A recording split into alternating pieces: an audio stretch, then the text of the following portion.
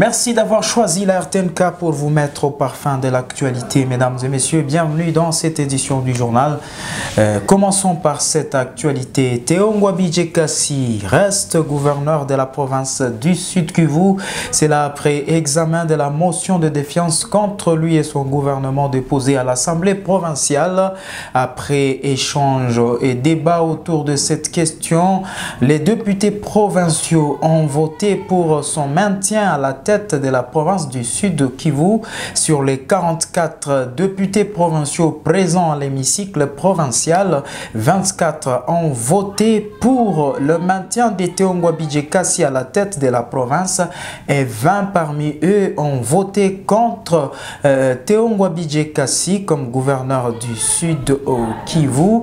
Ainsi dit, Théo Ngwabidje Kassi reste gouverneur de la province du Sud au Kivu. Environ 20 000 orphelins du VIH-Sida sont victimes de discrimination au Sud Kivu. Le PNMLS demande au gouvernement de focaliser son attention dans la lutte contre les sida pour réduire le nombre des enfants orphelins du VIH.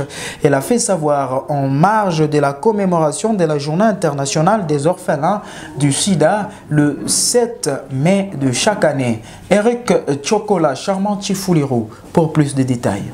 Ces orphelins du sida méritent des soins équitables comme tout autre enfant. Cependant, ces enfants ne cessent de faire face aux problèmes sociaux et affectifs des suites de la stigmatisation dont ils sont victimes dans la société, explique Sylvie Mwangaza, chargée de planification, suivi et évaluation au PNMLS. Pour Sylvie Mwangaza, la vraie réinsertion de ces enfants dans la société permettra qu'ils ne soient tentés par la prostitution ou la drogue comme c'est le cas pour les uns. Cela n'aurait pas dû être un problème à ce jour parce que, comme vous le savez bien, le sida a été un problème dans notre pays depuis les années 80.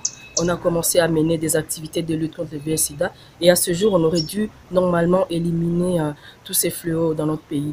Mais malheureusement, on constate à ce jour qu'il y a encore des orphelins. Vous savez que quand même, ça reste un lourd fardeau parce qu'avoir entre 8 000 et 20 000 enfants qui sont orphelins du sida, ce n'est pas anodin, d'autant plus que nous savons que ce sont ces enfants-là qui constituent la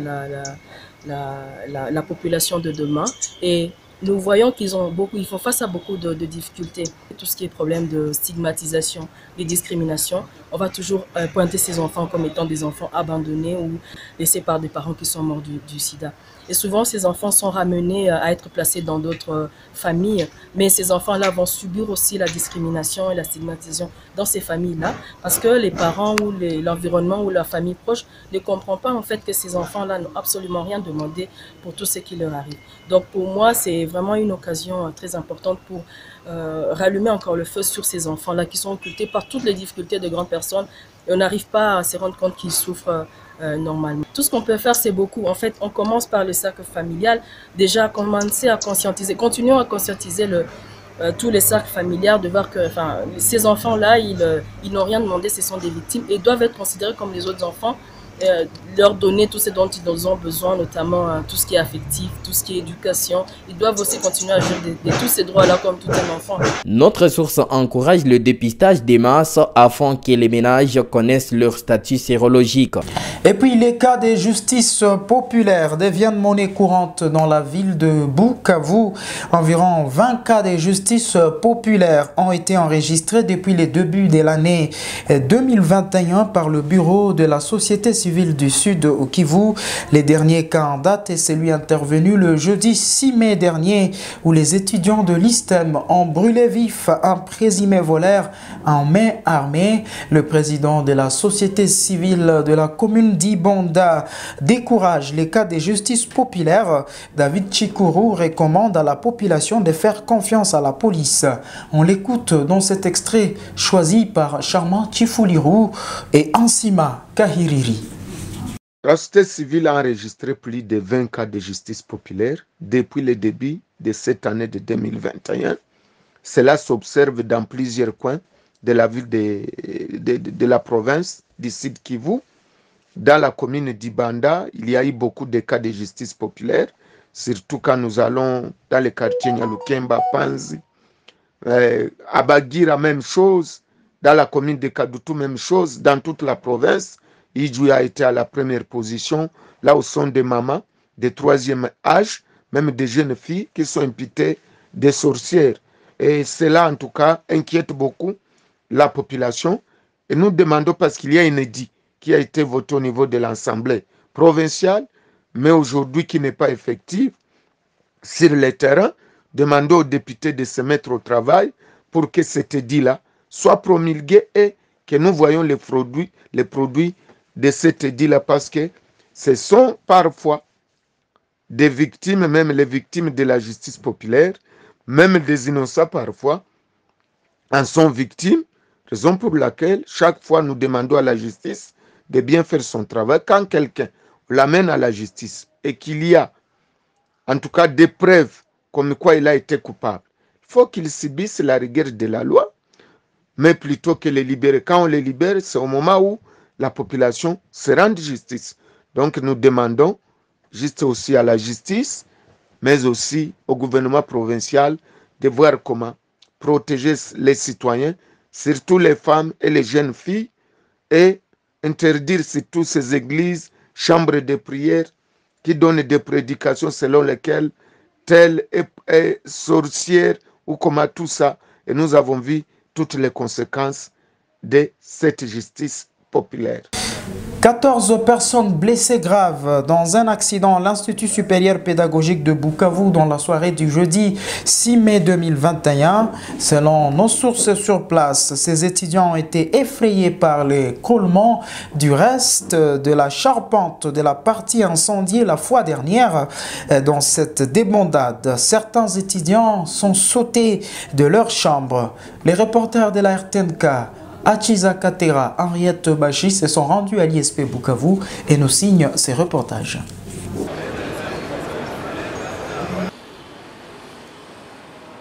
C'était aux environs de 18h30 à la tombée de la pluie que le vent violent bougeait les tôles de la partie incendiée.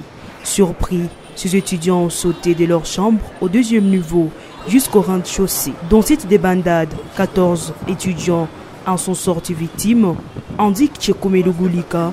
Les étudiants qui vivaient au campus et qui sont sur ces bâtiments-là, ils y vivent avec une trouille exagérée, étant donné que non seulement les bâtiments étaient incendiés, mais aussi il y a des fissures qui se sont créées d'ici et là.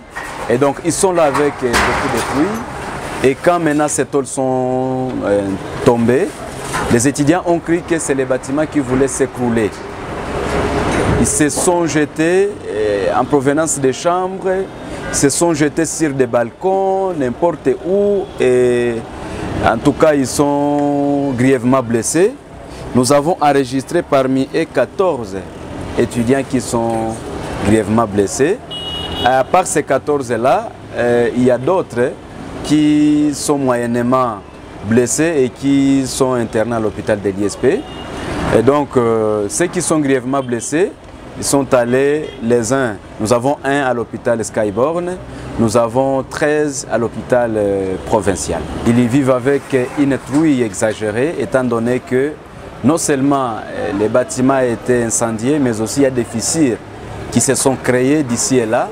Et donc ils sont là avec beaucoup de pluie. Et quand maintenant ces tôles sont tombées, les étudiants ont cru que c'est les bâtiments qui voulaient s'écrouler. Ils se sont jetés en provenance des chambres. Une soixantaine de jeunes filles et garçons viennent de bénéficier de machines à coudre pour les réinsertions économiques. Le ministre provincial de l'enseignement primaire, secondaire et technique demande aux jeunes bénéficiaires d'utiliser ce matériel à un bon père des familles pour leur indépendance économique. La remise de ces matériels est intervenue ce 7 mai 2021 à Bukavu. Reportage. Ces kits constitués de machines à coudre ont été distribués aux jeunes filles et garçons de la ville de Bukavu après plusieurs mois de formation en coupe et couture. Une formation organisée par l'UNICEF pour l'encadrement et l'accompagnement des jeunes adolescents. Le chargé de programme éducation à l'UNICEF, Emmanuel Chibangu, souligne qu'avec la remise de ces machines à coudre, les jeunes filles et garçons pourront bénéficier d'une réintégration socio-économique. Mais pour la ville de Bukavu, c'est 155 enfants et jeunes qui sont en formation professionnelle, dont 64 dans la coupe et couture. Donc à ce jour, c'est les 64 de la coupe et couture de Bukavu qui viennent de recevoir leur machine. Dans les jours à venir, nous sommes en train de préparer, parce que dans le territoire de Walungu, la même formation continue avec 305 enfants, dont 217 en coupe couture qui recevront leur machine. À son tour, la ministre provinciale de l'Éducation, qui a remis officiellement ses kits, demande aux jeunes formés en coupe et couture d'utiliser ces matériels à bon escient pour leur auto-prise en charge. Geneviève Mizumbi salue également le partenariat avec l'UNICEF. J'exhorte ainsi aux bénéficiaires de veiller à une utilisation efficiente de ces machines qui vont leur permettre de mieux gagner leur vie. C'est sur cette note que je lance officiellement la distribution des machines à coudre dans les centres de formation dans notre province. À travers les Sud Kivu, environ 660 jeunes adolescents sont formés dans plusieurs métiers, parmi lesquels la coupe et couture. Et voilà ce qui met fin à cette édition du journal. Merci de l'avoir suivi. L'actualité reste en continu sur le www.rtnk.org. Prenez soin de vous. Chaque jour est une vie. Au revoir.